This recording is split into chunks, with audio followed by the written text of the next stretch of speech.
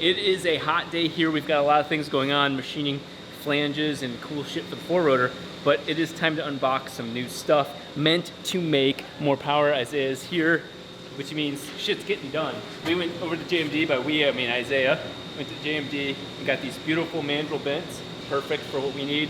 We're gonna be doing the 3-rotors header. As you saw in the last video, I CNC machined the crap out of some stainless steel. Also 304 stainless, same material, so he can weld and do his magic. You gotta show them it's the good stuff. For people who know, you guys know, Ralph Gibson, that's the good. I want to say this is from Germany, so Rob's ancestors are now apart. So we got all these bends to remake the 3-rotor header. Why remaking the 3-rotor header? Contrary to what a lot of you guys think, that is such a huge problem with everything going on with the car. We can't tune it to hold traction. You ask for 5 PSI, it gives you 25. Sad problem. We need to get the wastegate in the correct spot. The wastegate's highest flowing one on the market, but if it's not in the right spot, angled backwards and not with the flow on the outside edge, not gonna help you much. We need a couple more things other than bends and one flange. We went to Ace Race, bought all this crap. That's the size of the wastegate right there. Look at that, that's huge. But one more thing that makes this that much better. I had to request this because, you know, I like my V-bend and I like easy installation.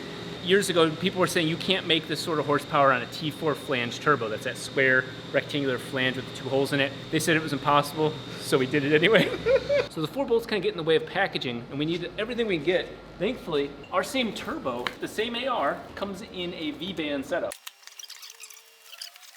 So here we have a oh, that is the wrong one. You know what this is for? This is for a G57 turbo. A little bit of a mix-up. The inside. You guys have to look how big the inside is. Yeah, this is for like the 4-rotor stuff. It's a 1.4, which will come in handy on a smaller turbo. Well, this isn't small at all.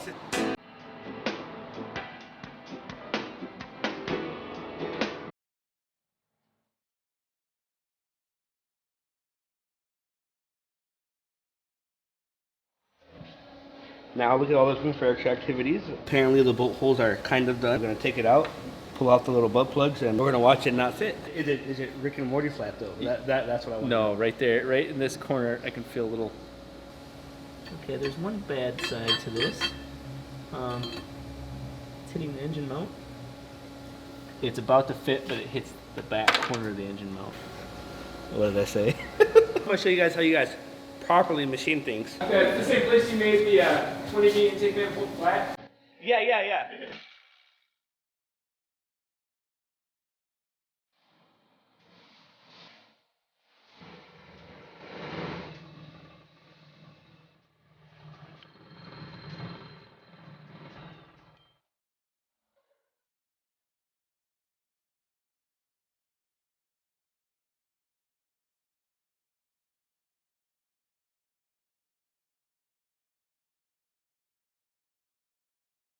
The reason why I weld the inside first is because it gets the outside colorized and ugly. So if I welded the outside and I weld the inside, then make this look like crap. Now that I weld the inside, I could go ahead and clean it up and get it ready for a proper weld.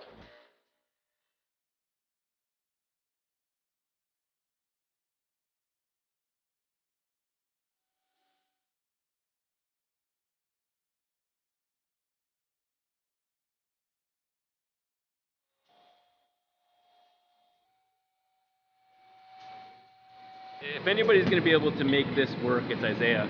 Obviously, we work really well together as a team because all the CFD stuff I've been doing shows that air is a very weird substance because it's compressible.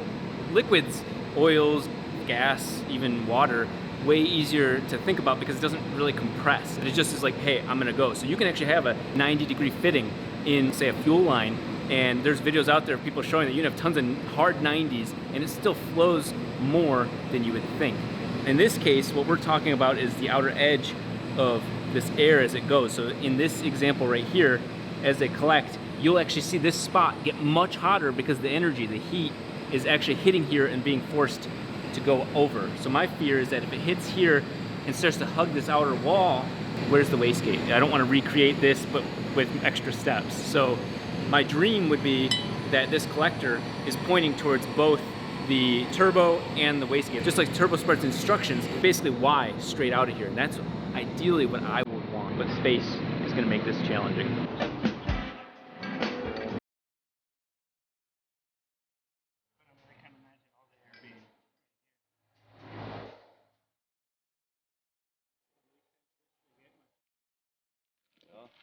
doing their thing.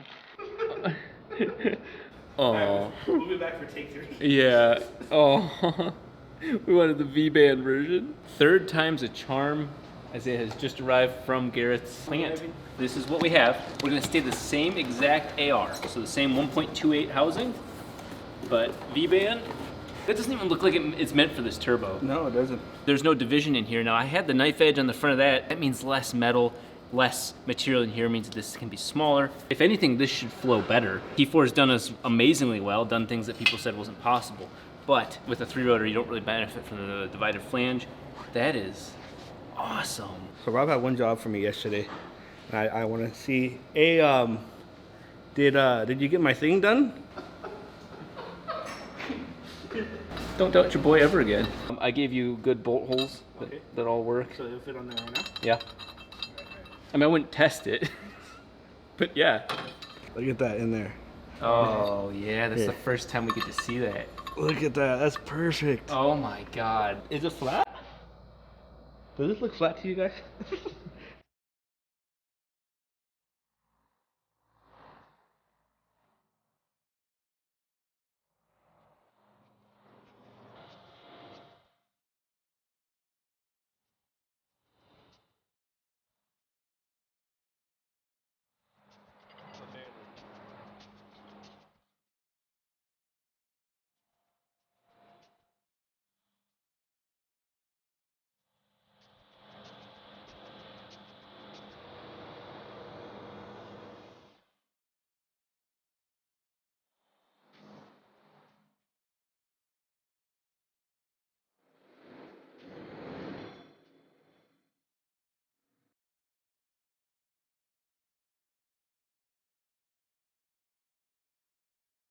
I'm gonna explain to you guys why I hate a certain part in certain manifolds, and some people, they don't look for this type of stuff. Me, I'm a perfectionist, and this is different because there's straight on these bends. That's just how these are done. This is another reason why I don't like pipe as much, because pipe is just a tight radius bend and that's it. There's no straight after it. So I hate when you need to have a small little piece welds too close to each other. That irritates the fuck out of me. Not that this is bad, Ellie actually did a really good job with this manifold, but there has been worse that I've seen. That's just the best example I have right now. I spent maybe like another 15 minutes making this different because I could have had this and I even had the mark to cut it, but instead I transferred it over to a bend. That way I could put it straight. This had a longer piece of straight and that was done. And I had the angles and this was matched up. And if I would have put that right there and cut that piece off, it would have been done. And that's how it would have ended up looking like that. But so what I did was I flipped this around, cut some straight off of here to share this, and I added a straight to this bend to make it nice, clean, organic looking.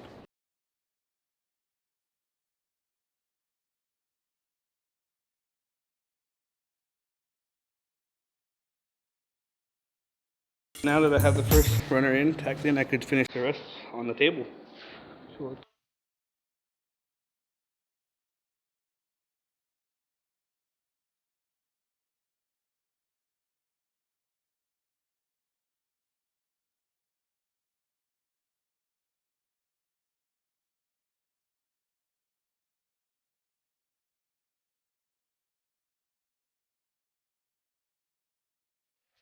So a question I get asked a lot is, the pipes are so tight, how do you weld around there? You literally take the runner out. You weld the runner separately and then you put the runner back in. If everything goes well, it will fit right back to where it was. And you can tack it up to hold the collector position, take out the next runner, weld the runner, put it back in, tack it back in, take out the next runner, put it back in, without ever losing your spot. So you literally just take the runner out of the equation, weld it away from the header, and throw it back in there, and GG's.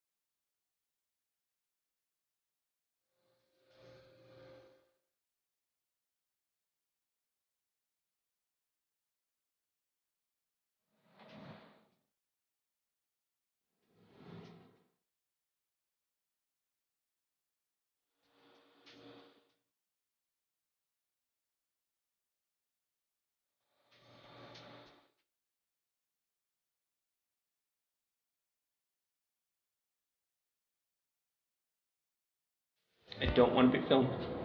I'm not happy. This is a common problem with today's machine. They give you a half-assed product and expect you to use it, and then when you need them to fix it, they're mad at you. There's no winning. You can't get it on time, can't get it done right. He gave me a not flat flange, as we've been complaining this whole time, and then obviously I welded it, and you know it did its thing. And Look what you do to my beautiful work. it looks better. I had it perfect and you ruined it. You welders all ruined my shit. I want people to see what you've done. Oh, You've destroyed something beautiful. The amount of murder. it's not that bad. It's still hot, so it has time to cool down. I'm gonna have to throw this back in the CNC machine and do somehow take a flip side pass and try and resurface the bottom again. Why didn't you just make it flat? Yeah, Okay. right? Thank you. Hey, have fun paying his wage. Inside of this was beautiful, fantastic. That was the easiest fuse I've ever done in my life. And it all lined up perfect, and it was just, we're going to Inception this shit. See that penetration? That's my weld right there, you know? Wow. I was about to ask the dumbest question. I was about to say, did you really reach in there and weld all day? I legit, it looks that good. I legit was about to ask you how'd you reach in there. It's late. This is the best turbo 3-rotor manifold in the world as we speak. I looked online to see if there's any contenders. You know, you guys have some really trick manifolds, but you guys don't have anything mandrel bent 120 wall 304 stainless all equal length. My favorite is little flange. chunks.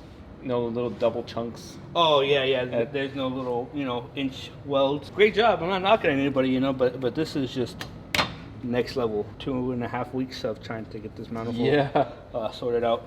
This started as in you said, hey, if you cut it, I'll weld it. Today when I went to go weld my test pieces, I actually have it right here. I actually had a bad tank of gas. I was getting color where I didn't want color. I had to go all the way over to my shop in Fullerton, pick up ultra high purity tank of gas, and I still had some issues. I'm not sure if it's just with the weather or maybe everybody working, passing by, random breezes or whatever that kind of you can kind of see it here and there, just kind of blackened the weld instantly. I don't know exactly what it was, but honestly, with the weather, all of us have been kind of irritated and just want to get what we need done. I am very proud of this nonetheless. The only thing I wish is that my 304 welds came out how they normally do, but that doesn't ruin the weld integrity, so when this all gets coated, it's going to be bitchin'. I've just spent about 40 minutes leveling this. I bought these special inserts. You guys have been wonderful on teaching me the type of things. This is titanium, TIALN, titanium, aluminum, and nitride, nicotine, whatever the N stands for. I have leveled this surface out. I didn't hurt my poor machine surface by welding it. It naturally curved kind of two different ways. It wasn't flat in the first place, that's why. I didn't focus on flattening it until now. And you can actually see I took 40 thousandths off of the center area, and you see where the heat affected zone technically was. So this is flush, but enough talking about it. Let's test it out. And actually, it was wild because a lot of people on Instagram were watching this and they thought, okay, that's not going to work, and it worked beautifully. Actually, one area got a little weird, but whatever. Hey, I got an emergency, I gotta head out of here, Yeah, he doesn't want to apologize for me talking about how flush and flat and beautiful it is. Let's just show you how good the combination of Isaiah and his work is. This is the flattest manifold in the history of manifold design. Nobody will have a better manifold design than nobody will have a better manifold design than. Okay. put it on. Yeah. Nobody will have a better manifold design than. My work is flat. We can't test that unless I make another 1-inch spacer. The stuff that happens behind the scenes. So now the header is fully done. I don't have to mess with it. The tube doesn't hit the intake manifold. It is finally flat.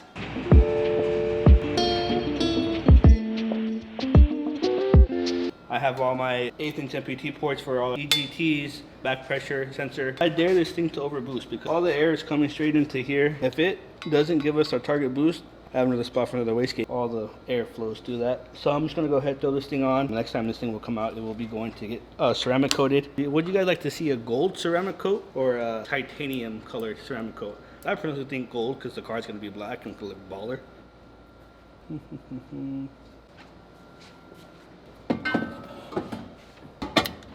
See how exact that is? Some good machine work right there. Dun, dun, dun, dun, dun.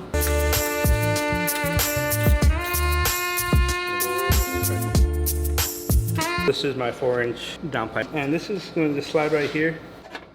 And down there, I have my wastegate recirc pipe. I'm gonna finish up the cooling system and AN lines. I actually have to go pick up my big Toretto wrench because the AN, the -20 fittings are huge. We'll get this thing fired up tonight, and you guys will see it running tomorrow.